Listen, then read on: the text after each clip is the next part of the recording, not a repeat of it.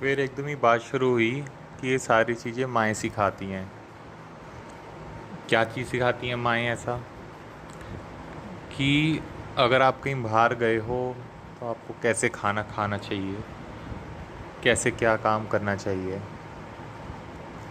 तो लेकिन सोचने वाली बात ये थी कि जब सिर्फ़ एक 5 रुपए की फ्रूट चिल के पीछे जो है माँ की परवरिश पे सवाल क्यों उठाया गया। तब मैं बच्चा था, इतना ज़्यादा मैंने गौर नहीं फरमाया, ना मुझे इस चीज़ से मतलब भी था। तो मैंने सुन ली ये बात। तो तब मेरी दादी कह रही कि लोग क्या करते हैं कि जब उन्हें काम नहीं करना होता तो सर पे पट्टी बांध बांध के बैठ जाते हैं कि हमसे काम नहीं हो रहा।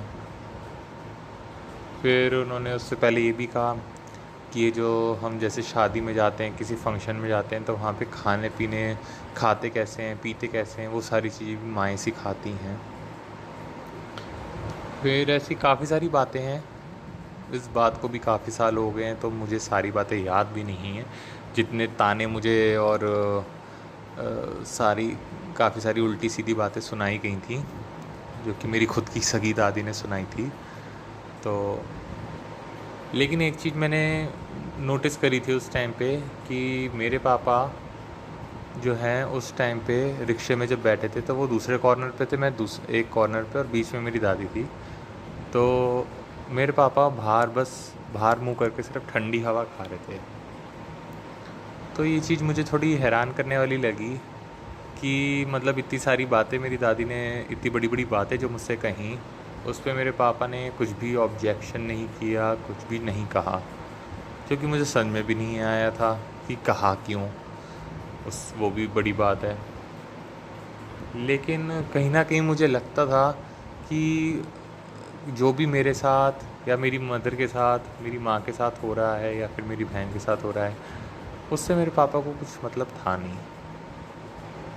और फिर चाहे वो उनके परिवार से, जैसे मेरे दादा-दादी, चाचा-चाची, बुआ-फूफा, कोई भी कुछ भी कह दे हमें, वो बात हमें सुननी पड़ेगी। क्यों? क्योंकि जब घर का आदमी, जो घर का मुखिया जिसको कहा जाता है, वही नहीं जवाब दे रहा है, वही किसी बात में इन्वॉल्व नहीं हो रहा है, तो फिर जो है बाहर वाले तो सुना के चले ही जाते हैं। क्योंकि बाहर वालों का काम होता है घर में आग लगाना और तमाशा देखना और खुशियाँ बढ़ाना अपनी।